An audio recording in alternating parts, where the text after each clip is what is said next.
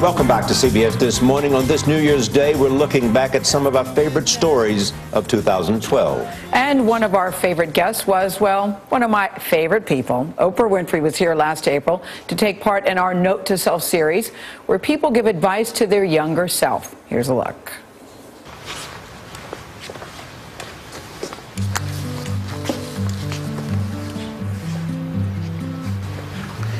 Dear, beautiful, brown-skinned girl. And I use the word beautiful because I know that's never a word you would call yourself. I look into your eyes and I see the light and hope of myself.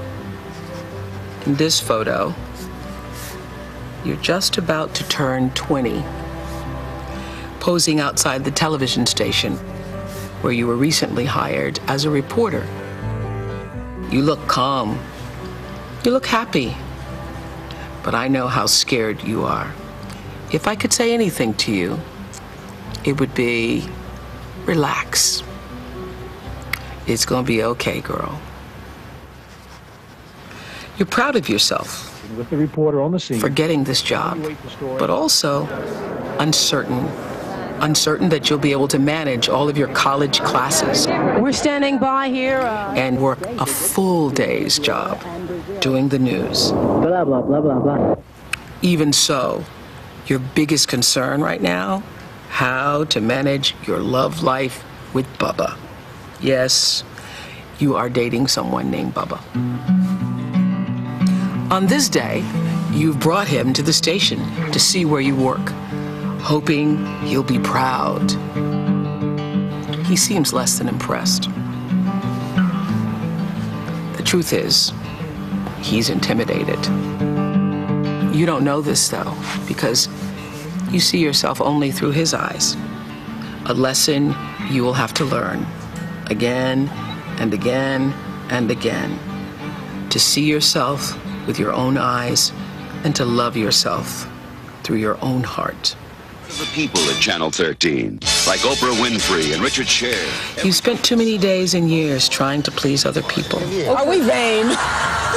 And be what they wanted you to be. American women are. I understand how and why that happened now. You will have to learn that the wounds of your past, being raped at 9, molested from the time you were 10 through 14, getting whipped as a young girl by people who said they loved you because you stepped out of place, and not even being allowed to show any anger or crying afterwards. That damaged your self-esteem. If only now you knew how much. Yet through it all, you managed to hold on to a belief in God, and even more importantly, God's belief in you.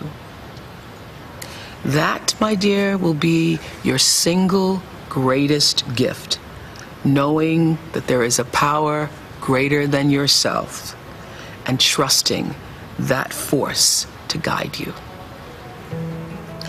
The trajectory of your life changed the day you answered that call from Chris Clark. He was the news director at WLAC TV. Your response was ignited by the words of your then favorite Bible verse. Remember Philippians 3:14? Used to say it all the time. I am pressed to the mark for the prize of the high calling of God. Knowing there is a high calling is what will sustain and fulfill you.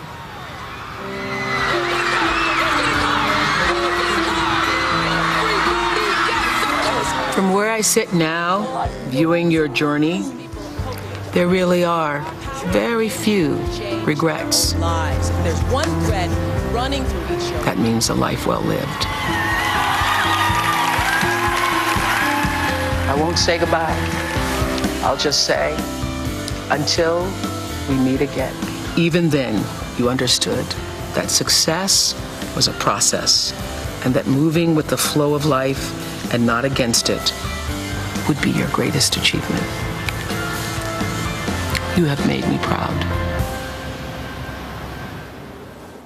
Every time I see it, that even had Oprah crying. She said, who was the producer that put that together, Paige? Let me reach out to her. I thought it was so well done and told her story so well. I love the shot of her first TV job where she's looking, she does look very tentative. So here she is, a senior in college, anchoring the 10 o'clock news, but she has a curfew to be home by 11 because she was living with her father at the time.